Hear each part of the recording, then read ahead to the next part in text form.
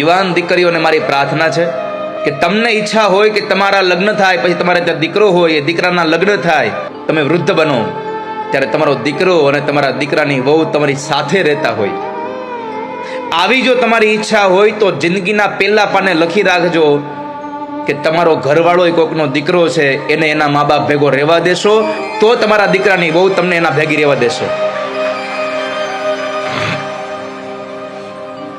જો તમે તમારા ઘરવાળાને એના મા બાપ ભેગો નહીં રહેવા દો તો તમારા દીકરાની બહુ તમારી હારે નહીં રહે. જેવું કરો એવું જ ભરો, આ ભાવના ભૂલશો નહીં ક્યારે. અંતે માં નીકળી જાય છે. માં ગઈ.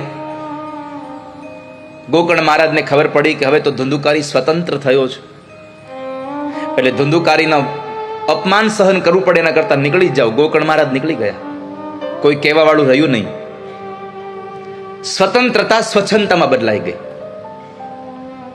અહીંયા પણ એક બહુ મોટો ઉપદેશ છે હો આ સંસારના માતા પિતાઓ માટે. તમારા દીકરાઓ અને દીકરીઓને સ્વતંત્રતા આપો, એમાં અમારે કાંઈ વિરોધ નથી, પણ બસ અમારી પ્રાર્થના એટલી છે કે તમારી આપેલી સ્વતંત્રતા એ સ્વચ્છંદતામાં બદલી ન નાખે એની કાળજી તમે રાખજો.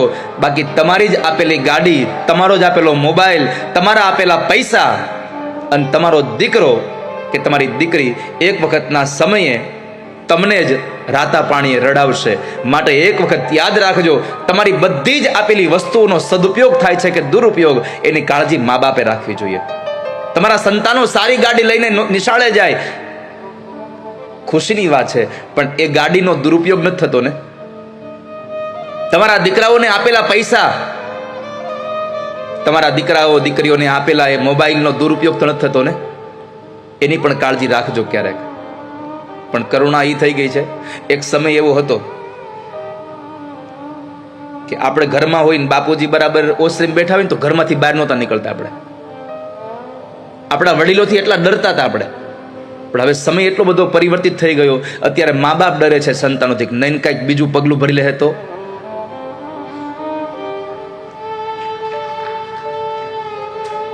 પણ તમારે જો તમારા સંતાનથી ડરવું ન હોય તો તમે જ્યારે સત્સંગમાં જાઓ છો ત્યારે તમારા દીકરાને પણ સત્સંગમાં હારે લેતા જાઓ. તમારા યુવાન દીકરાઓને થોડીક વાર સત્સંગમાં બેહાડો, એનામાં સત્સંગ હશે તો ક્યારેય ખોટા વિચારો એનામાં સમાજમાં નહીં આવે. એને કથામાં બેસાડો.